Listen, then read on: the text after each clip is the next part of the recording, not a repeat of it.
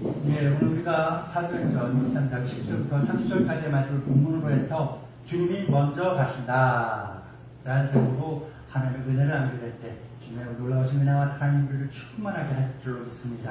아멘. 예, 오늘 제목이 어떻게 된다고요? 주님이 먼저 가신다. 한번 더 시작. 주님이 먼저 가신다. 아멘. 이 제목의 말씀이 전달될 때 여러분 마음속에 정말로 여러분과 함께 하시는 하나님, 여러분을 사랑하시는 하나님께서 여러분을 손 꼭 잡고 여러분의 마음을 단단히 붙잡아주시는 그 은혜가 충만하기를 축원합니다. 아멘. 사랑하는 믿음의 동반 여러분, 우리 지난 주에 말씀을 한번 기억해 보시겠어요? 깊은 밤, 바울이 어떻게 있었는지를 우리는 만났었죠. 예, 그날 낮에 바울이 어떤 일을 겪었습니까? 산헤드린 공회에 끌려가서 신문당했어요. 그러다가 그 공회가 싸움판이 됐죠. 난장판이 되고 바울이 사람들 사이에 이리저리 끌려다니면서 찢겨 죽을 것 같아갖고 전부장이 사람을 군인을 시켜서 바울을 끄집어서 다시금 부대 안으로 데리고 왔어요. 부대 안에 데리고 왔는데 푹신한 침대에다 그런 곳에 했을까요? 아니면 감옥에 갇힌 거예요. 철장 속에 탁 갈아놨습니다. 그래서 그 모든 소요가 끝나고 깊은 밤이 찾아왔어요. 비둘하는 거예요. 바람이 그만 창살염으로 그만 하늘에 하얀 달들이 그걸 바라보면서 바울이 한숨 탁 쉬며 있을 때 그 하루의 모든 일이 파노라마처럼 스쳐 지나갔을 겁니다. 그 모든 상황, 그 숨소리, 그 공기, 그 냄새, 아픔, 상처, 실망 이런 것들이 확 밀려서 바울을 감쌌을 거예요. 바울이 그렇게 그 깊은 밤 정막 속에 홀로 있을 때 주님께서 바울 곁에 바울을 찾아오셨습니다. 그리고 바울에게 뭐라고 말씀하셨습니까? 시작. 그날 밤에 주께서 바울 곁에 서서 이르시되 담대하라. 내가 예루살렘에서 나의 일을 증언한 것 같이 로마에서도 증언하여라 하리라 하시니라. 아멘. 바울이 지금 어디 있어요? 예루살렘에 있어요. 감옥에 있습니다. 손발이 꽁꽁 묶인 채로 감옥에 붙들려 있는 거예요. 그런 바울에게 주님이 현실도 모르면서 아니 몰랐을까요? 꽁꽁 묶여있는 그 바울에게 야, 너 실망하지 마. 너 끝난 거 아니야. 너 예루살렘이 끝같지? 끝 아니야. 너 더 가야 돼. 어디까지 가야 돼? 로마까지 가야 돼. 거기서 뭐 해야 돼? 나를 증언해야 돼. 복음 전해야 돼. 영혼 구원해야 돼. 라고 했습니다. 이렇게 그 깊은 밤이 지나고 아침 해가 떠올랐어요. 아침이 됐습니다. 근데 이상한 일이 벌어집니다. 간밤에 주님께서 바울 곁에 있어서 위로하시고 힘을 주시고 용기를 주셨잖아요. 그러면 이제 뭔가 상황이 좀 변하고 역전이 되는 일이 있어야지 되는 것이 흔히 벌어지는 그러한 스토리 아니겠습니까? 그런데 희한하게 일이 더 꼬여요. 문제가 더 생깁니다. 유대인들 가운데 막 혈기 있고 막 운동 좀 했어 한 허세 잡는 사람들 있잖아. 이런 양반들이 한 40여 명 정도가 모여갖고 그 밤에 막 역적무리를 한 거예요. 뭐냐? 야, 아무리 생각해도 바울 저들 놔뒀다가는 안 되겠어. 화도 안 풀리고 안 되겠어. 저거 죽여버리자. 그래, 우리 바울 죽여버리자. 바울이 죽기 전에는 난 밥도 안 먹고 물도 안 먹으면 안 될 거야. 우리 40명이 모이고 바울 하나 딱 죽이려 치면은 얼마나 걸리겠어. 반나절은 거려 한 10분도 안 걸려. 그냥 우리 합심해서 힘을 딱 모아갖고 바울 한 번에 그냥 돌려치고 나도 죽여버리자. 아, 그래, 그러자. 그러고서는 대제사장에게 이야기합니다. 대제사장님, 장로님들 나 들으세요.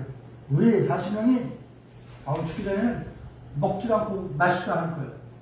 죽기를 각오하고 바울을 죽이려고 하니까 당신이 우리를 도와줘야겠어. 당신들 눈에도 바울이 눈에 가시죠? 그렇지요. 그렇다면 대제사장님, 장로님들, 당신들은 내일 사내들인 공회 사람들 다 모아갖고 다시 한번 로마의 천부장을 찾아가시오.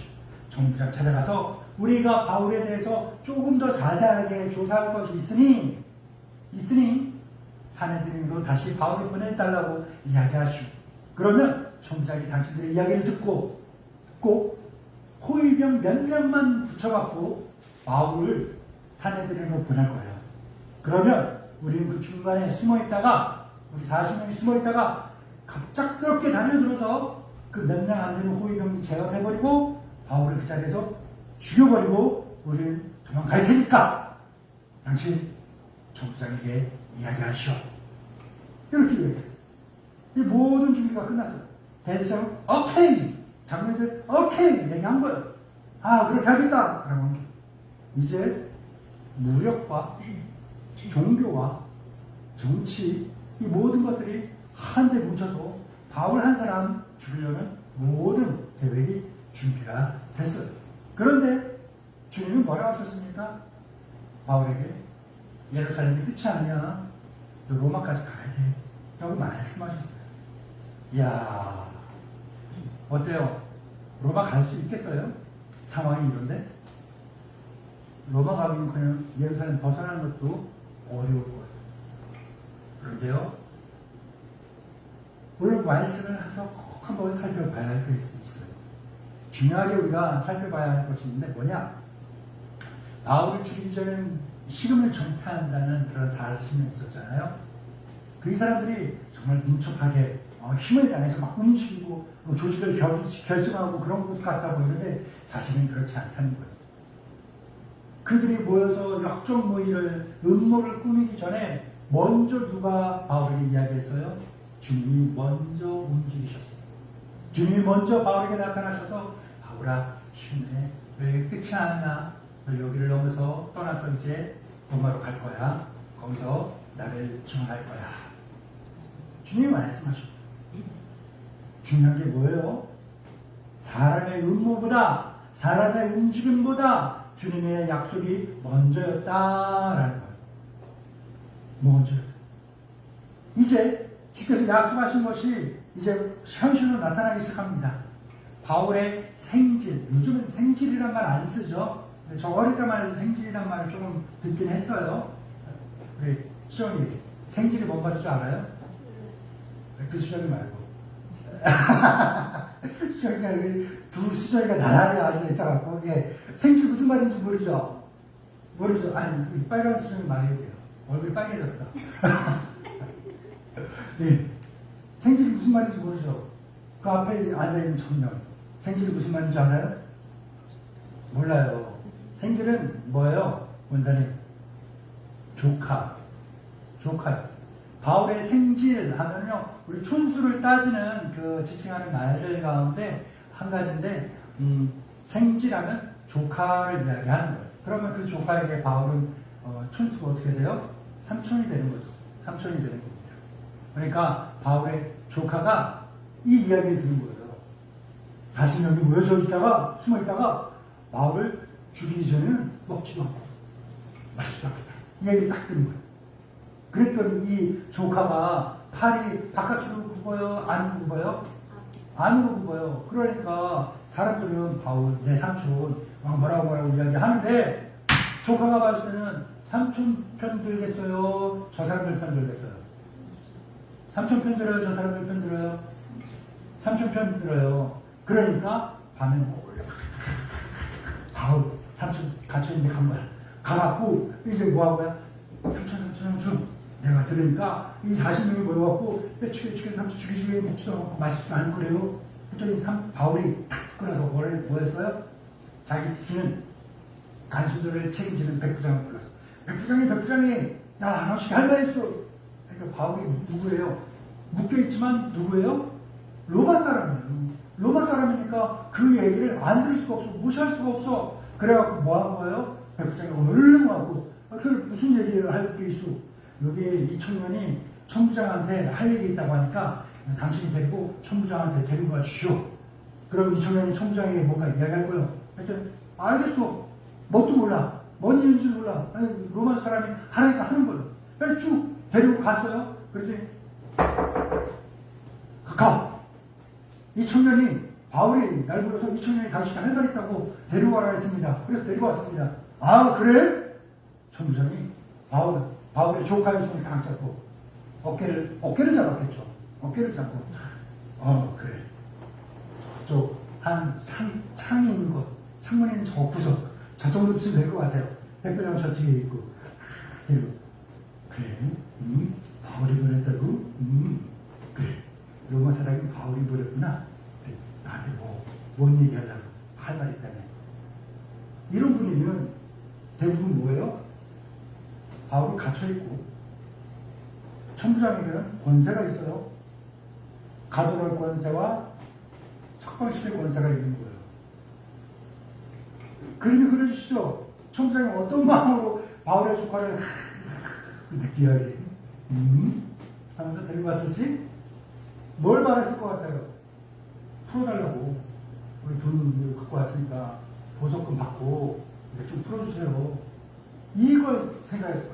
그런데 바울의 조카가 뭐라는 거예요? 정상이 제가 우연히 듣게 됐는데 저 유대인들 가운데 40명이 힘세 보이고 용감한 40명이 우리 삼촌 바울 죽이기 전에는 먹지도 않고 마시지도 않고 착종한 사람들이 있습니다. 내일 당신들 얘기해서 사내들이네 바울 다시 보내라고 그러고 다 더 조사할 게 있다고 그래서 보내라고 그럴 거예요. 그럼 보내잖아요? 보내지 마세요. 가는 도중에 숨어 있다가 그들이 나타나고 우리 삼촌 죽이겠다고 작전을 짠 걸 제가 다 들었어요. 했더니 총무장이 예상한 거랑 다른 얘기가 나온 거예요. 시커먼 거예요. 왜 그럴까요? 그렇죠. 내가 어쨌거나 로마 사람 데리고 있는데 이 사람 내가 데리고 있을 때 죽었어. 다른 사람들에 의해서. 그럼 뭐야? 내가 로마 사람 제대로 못 지키는 거예요. 난리 나는 거야. 내가 당당하게 지켜줘야 돼, 보호해야 돼. 그 로마 황제의 백성을 내가 지키지 못한 거야. 이 경질될 위험이 처한 거야. 점장이 소름이 돋아갖고 이 조카에게 이야기합니다. 야, 너 나한테 이거 알려줬다고 다른 사람한테 이야기하지 마. 비밀 얘기를 할게. 그래서 이제 돌아가. 조카가 나가기 전에 그 안에 구석에 있던 백부장을 부르는 백부장 한 명 더 데리고 와. 200부장이에요. 백부장은 뭐냐면요. 100명을 다스리는 장교예요. 부하가 100명입니다. 200명이 200부장이 온 거예요. 백부장 둘이 오다만 명령을 내립니다. 지금 내일이 아니야. 오늘 밤이 끝나기도 전에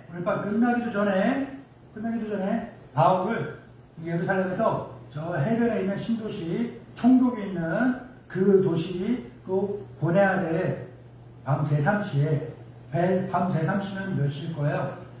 이때 당시는 시간을 하루를 24시간이 아니라 12시간씩 두 타임으로 나눴어요. 아침 6시부터 저녁 6시까지를 저녁 6시부터 그 다음날 새벽 6시까지를 밤이라고 했어요. 밤 3시 하면은 뭘까요? 몇 시일까요? 네, 9시쯤인 거예요. 그때 가야 돼. 깊은 밤에 형광등 있어요? 가로등 있어요? 없어요. 바울을 태울 말을 준비하고 바울을 호위한 보병 200명. 와. 기병 말 타는 군인들 있잖아. 말 타는 군인 몇 명이에요? 됐다 마나. 네. 70명. 창병 몇 명이에요? 긴 창 있잖아요. 긴 창 들고 가까이 오지도 못하게 하는. 야. 이 사람들이 모아보니까 몇 명이에요? 470명. 470명이면 제가 있던 군대로 따지면요. 이때 당시 편제는 아닙니다. 저 군 생활할 때 470명이면요. 대대예요, 대대. 바울 한 명 지키자고 약 500명이 둘러싸고 있는 거예요. 바울 죽이겠다고 몇 명이 기다리고 있어요? 40명이. 훈련받은 사람들도 아니야. 근데 정예 훈련을 받은 군인 약 500명, 470명이 바울 하나 딱 가고 뚱그렇게 병기하고 가니까 근처 오지도 못하는 일이 생기는 거죠. 얼마나 안전하게 지켜지는 겁니까? 얼마나 철저하게 지키십니까? 주님께서 분명히 약속하셨어요. 그 밤, 야, 너 예루살렘 끝났냐? 로마에 가서도 나를 증언해야 돼. 여러분, 누가 먼저 움직였겠습니까?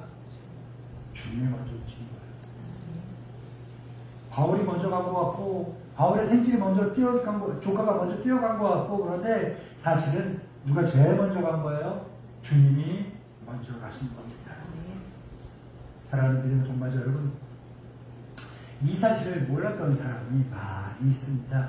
우리가 잘 알고 있는 구약의 위대한 선지자 가운데 한 사람 엘리야가 있죠. 엘리야가 갈멜산에서 바알의 선지자 400명과 450명과 아세라 선지자 400명, 합이 850명과 여호와의 선지자 엘리야 한 사람 850대 1을 싸움을 한 거예요. 그러다 이 싸움이 아니라 기도의 싸움을 한 거예요. 누가 기도 응답받나? 누가 이겼어요? 엘리야가 이겼어요. 그랬더니 뭔 일이 났어요? 엘리야가 칼을 빼서 그 850명 다 목을 쳐버린 거예요. 다 가시고. 그때 당시 왕이 아합이고 그의 아내 왕비가 이세벨인데, 이세벨은 바알과 아세라를 섬기는 사람이었어요. 우상 숭배자였어요. 그러다 보니까 여호와를 섬기는 엘리야보다는 바알과 아세라를 섬기는 그 선지자들을 더 각별히 사랑했겠죠. 더 아꼈겠죠.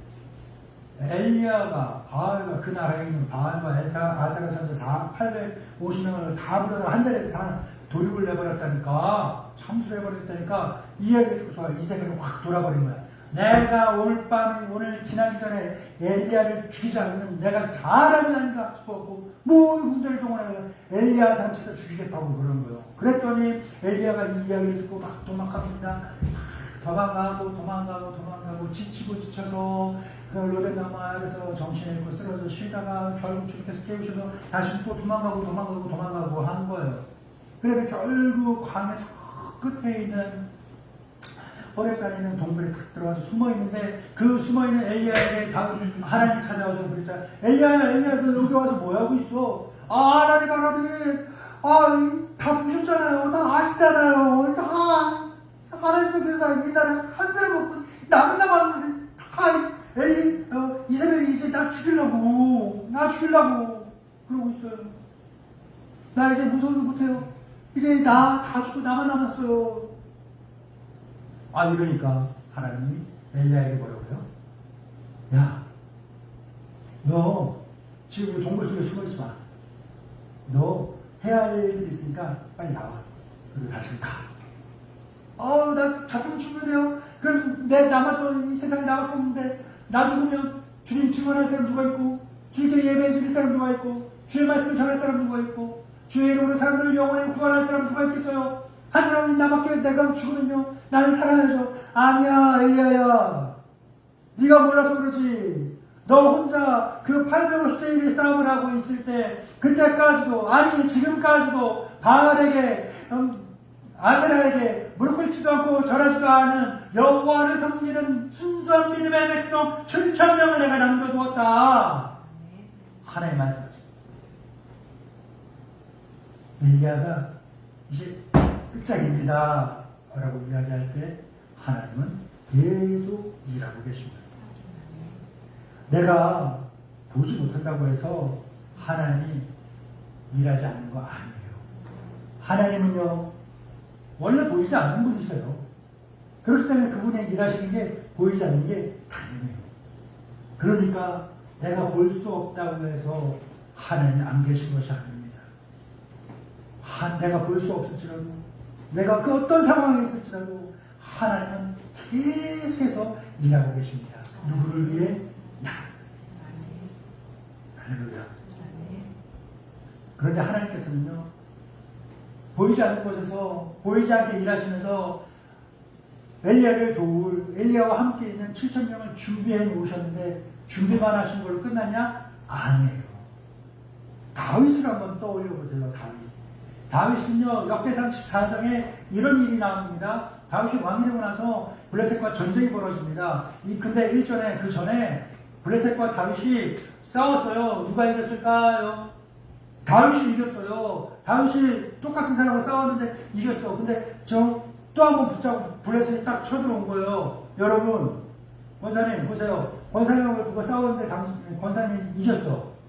근데 그 사람이 몇 달 지나면 또 똑같이 이제 내가 철저하게 준비했으니까 다시 한 번 붙어 하면서 또 싸우자고 덤벼요. 그러면은 권사님 긴장해요, 가소로워요? 가소로워. 왜? 내가 한 번 이겨봤는데. 자, 그럼 어떻게 싸우실 거예요? 그냥 싸우죠. 전화번에 싸웠던 그 방법대로 내가 어떻게 해야 되는지 알잖아요. 그래서 우리의 믿음이 다른 사람 믿으면 안 되는 거예요. 잘 보세요. 똑같은 싸움이 있더라도 어떻게 싸워야 되는지 중요한 건 뭐냐? 순서가 중요하다. 뭐라고요? 순서가 중요하다. 뭐가 중요하다고요? 순서가 중요하다. 절차가 중요하다. 이거예요. 자, 똑같은 상대하고 싸움이 다시 붙었어요. 다윗은 용사예요. 장군이에요. 전쟁 기가 막히게 하는 사람이에요. 그래서 다윗이 블레셋 군사를 끌고서 블레셋 나와서 싸워? 그래도 돼. 그런데 다윗은 뭘 했느냐? 전쟁이 일어났어? 내가 내 경우가 지식으로 싸워 이길 수 있지만 다윗은 그렇지 않았어요. 전쟁이 났습니다. 블레셋이 쳐들어왔습니다. 다윗은 하나님께 기도합니다. 블레셋이 또다시 쳐들어왔습니다. 또 한 방 맞고 싶어 왔나 봅니다. 나와 싸워야 할 것 같은데 어떻게 갈까? 이제 알아서 해도 되는데 하나님 그렇게 안 하세요. 어떻게 했느냐? 다윗아, 블레셋이 이쪽에서 오잖아? 그럼 마주 나가갖고 정면 대결하지 말고 어떻게 하냐면 블레셋이 이쪽에서 쫙 오면 너는 군사를 나눠서 뒤로 가. 뒤에서 이쪽을 쳐. 뒤통수를 쳐. 뻥 같죠? 진짜 뒤통수를 쳐. 이야기하셨어. 근데 어떻게 치느냐? 그 블레셋 군사의 진영의 뒤로 가면 뽕나무가 쫙 심겨져 있는 숲이 있는데 그 나무 뒤에 그 그늘 아래 싹 매복하고 숨어 있어. 엎드려서 쥐죽은 듯이 쫙 엎드려갖고 숨어 있다가 뽕나무 위에서 파샤파샤파샤 사람이 걷는 발걸음 소리가 나면 그 소리가 싫으니까 그때 그 시도를 기대해서 와 하고 나가고 싸워. 그럼 블레셋이 놀라고 기어하고 우와 허둥지둥하다가 다 죽을 거야. 이러면 왜 다윗이 어떻게 했을까요? 알겠습니다. 네, 숨어 있다가 뽕나무 소리가 나는 걸 듣고 나가갖고 싸워서 이겼어요. 역대상 14장 15절입니다. 시작. 뽕나무 꼭대기에서 거울 걷는 소리가 들리거든 곧 나가서 싸워라. 너보다 하나님이 앞서 나아가서 블레셋을 사려는 치리라 하시니라. 아멘. 여러분, 뭐가 중요하다고 그랬어요? 순서가 중요하다고 했어요. 순서가. 문제는 누구에게든 생겨요. 믿는 사람이 믿지 않는 사람이 똑같이 생겨요. 근데 믿는 사람이 믿는 사람 나온 것은 뭐예요? 똑같은 문제가 생겼을 때 믿음 없는 사람은 내 경험과 내 지식과 내 실력을 믿고 내가 나가서 하려고 하겠죠. 그러나 믿는 사람은 그리스도인은 어떻게 해야 되는 거예요? 문제가 생겼을 때 다윗처럼 하나님께 먼저 뭐합니까? 기도하는 거예요. 그리고 하나님의 응답받고요. 응답받은 대로 뭐 해야 됩니까? 순종해야 하는 거예요. 이 순서대로 가야 하는 거예요. 이 순서가 중요한 겁니다. 다윗에게 필요한 것은 블레셋과 전쟁이 일어났을 때 다윗에게 필요한 것은 하나님보다 앞장서 뛰어나가는 그 용맹무쌍함이 아니었습니다. 다윗에게 필요한 것은 전쟁이라는 큰 일이 일어났을 때 그에게 필요한 것은 무엇이었습니까? 나보다 앞서가시는 주님 발걸음 소리를 듣고 뒤따라가는 믿음, 순종하는 믿음, 뒤따르는 믿음, 그 믿음이 필요한 것이었습니다. 그렇기 때문에 믿음은 무엇일까요? 주님, 나 따라오세요. 이게 믿음이 아닙니다. 진짜 믿음은 주님 가시며 나는 그게 따르겠나이다. 이게 믿음이에요. 주님 가시긴 가시는데 아이고 그 개울을 어디로 건너가시네. 발 젖을 것 같은데 난 저쪽으로 돌아가면 안 될까요? 믿음 아니에요. 건너긴 건너면 주님 가신 그게 그대로 따라가야죠. 주님 저 높은 산을 올라가시는데 아우 난 저기 뺑 돌아가고 평지로길로 가면 안 될까요? 나 여기 터널 있는데 터널 뚫렸는데 터널로 가는 게 더 빠를 것 같은데 왜 주님 그 산을 올라가시나요? 어떻게 가야 돼요? 터널로 가야 돼요? 주님 가시는 산으로 올라가야 돼요? 주님 따라 가야 할 거예요. 이 믿음이 우리에게 필요한 겁니다. 삶의 문제가 없기를 바랍니다.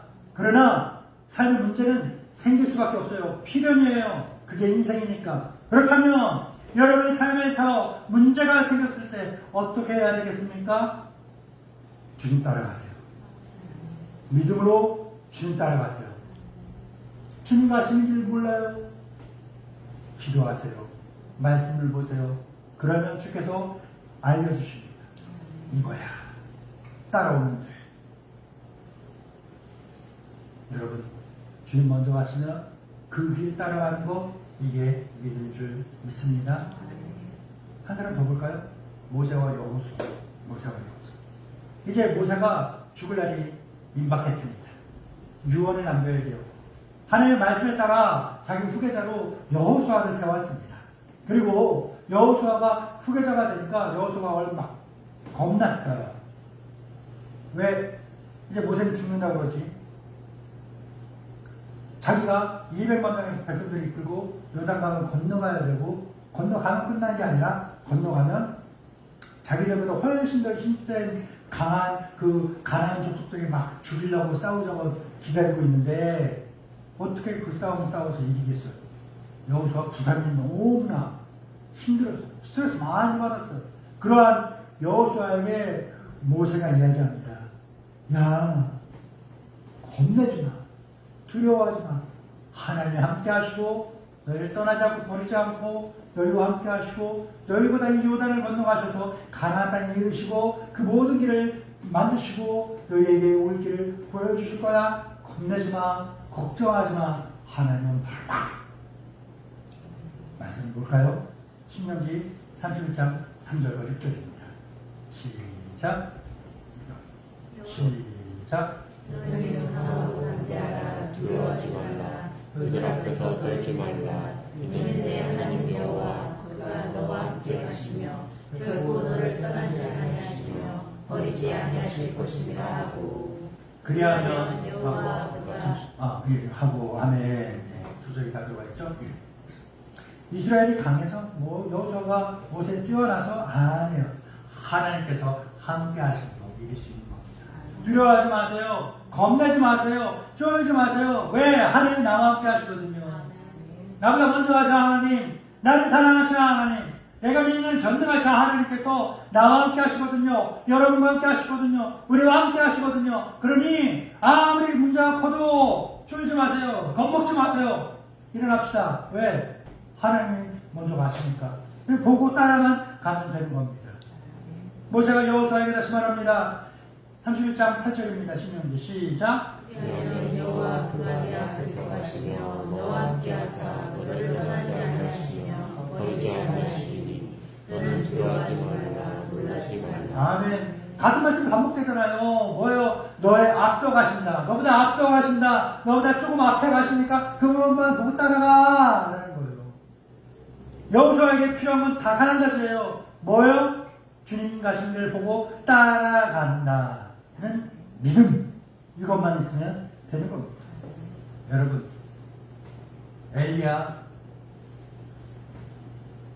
다윗, 그리고 모세와 여호수아를 거쳐 다시 오늘 본문의 주인공으로 등장하고 있는 바울을 찾아봅시다. 바울이 지금 어디 있다고요? 부대 안에 감옥에 갇혀 있어요. 자신의 길을 죽이려고 기다리고 있어요. 바울이 이제 앞으로 뭔 일이 날지 모릅니다. 그러나 그 상황 속에서도 열심히 일하고 계시는 분이 있었어요. 누가요? 하나님, 주님이 열심히 움직이고 계셨습니다. 바울이 알기도 전에 조카의 귀를 사용하셨죠. 백부장을 움직였죠. 천부장이 결단하게 하셨죠. 그리고 470명의 군부대가 움직이게 하신 겁니다. 누가 한 사람을 위해서? 바울 한 명을 위해서. 바울이 여기에 머물지 않고 로마를 향하여 갈 수 있도록 그 길을 만들기 위해서 하나님이 그렇게 모든 것들을 도미노처럼 굴비엎듯이 줄줄줄줄줄줄줄 이어서 한순간도 끊이지 아니하시고 계속해서 이어가며 바울한 사람을 돕고 바울한 사람의 갈 길을 준비하고 보호하시고 인도하시는 걸 믿으시기 바랍니다. 사람들의 눈에는 바울은요 그냥 죄수였을 뿐입니다. 그러나 하나님의 눈에는요 바울은 누구예요? 로마까지 가서 하나님의 복음을 전해야 하는 복음의 일꾼이요 하나님의 사람이요 하나님의 사역자로 보였던 것입니다. 하나님께서 그 모든 사람들보다 앞서 모든 일을 준비하고 계셨던 것입니다. 우리 삶에도 마찬가지예요. 내일 무슨 일이 일어날 줄 알아요? 모릅니다. 그래서 우리는요 앞날을 생각하면 막연한 두려움이 찾아오죠. 주님, 이 일을 어떻게 해야 할까요? 이 문제, 이 시험, 이 어려움, 이 고난을 어떻게 극복하고 해결해 나가야 할까요? 내일 무슨 일이 일어날지 도무지 알 수가 없습니다. 그때 하나님께서 말씀하십니다.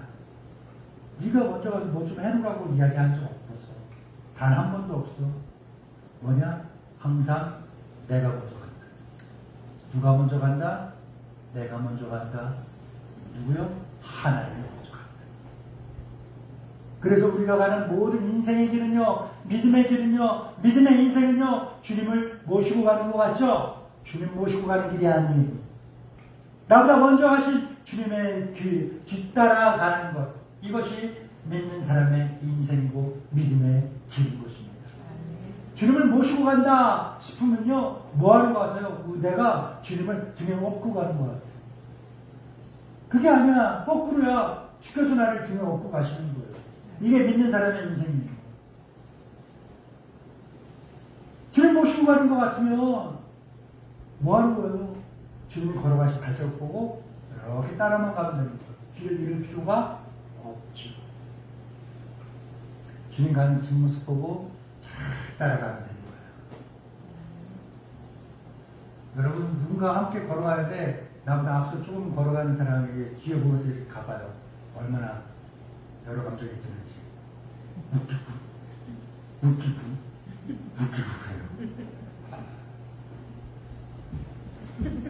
아!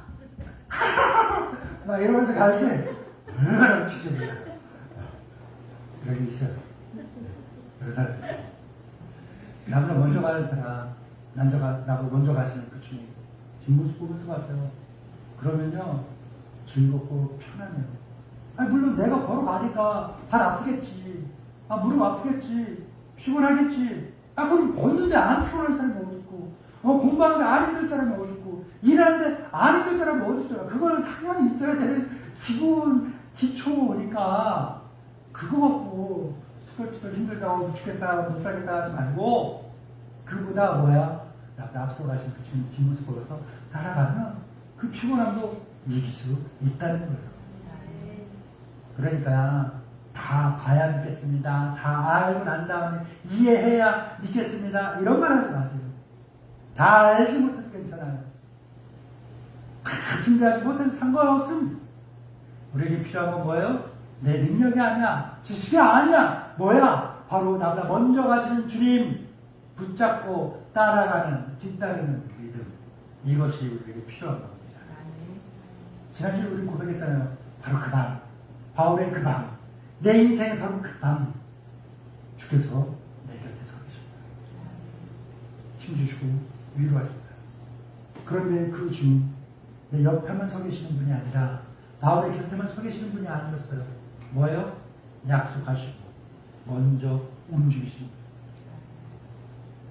엘리야가 혼자라고 생각할 때 하나님은 7,000명을 준비해줬고 다윗보다 먼저 전쟁터로 나가셨고 여호수아보다 먼저 요단을 건너가셨던 그 주님, 바울보다 먼저 로마를 향하는 길을 준비하셨던 그 주님께서 오늘도 우리보다 먼저 앞서 가고 계십니다. 두려워하지 마세요. 이 한 주간 무슨 일이 일어날까, 힘든 일이 생기지 않을까 걱정하고 힘들어하지 마세요. 어떤 일이 있더라도 주님 뒤만 따라가시기 바랍니다. 그러면서 항상 모든 일을 당할 때, 아침에 일어날 때 기도하면서 이렇게 일어나보세요. 아이고 죽었다. 아우 학교 가기 싫어. 아우 출근하기 싫어. 이러면서 일어나지 마세요. 어떻게 일어나세요? 오늘도 주님이 먼저 가신다. 오늘도 주님이 먼저 하셨다. 오늘 주님이 뭐 해오셨나? 저는 점심 먹으러 집에 들어갈 때 재밌어요. 뭘 해놨을까? 아침에 일어났을 때 분명히 하나님께서 내 하루를 해놓으셨거든요.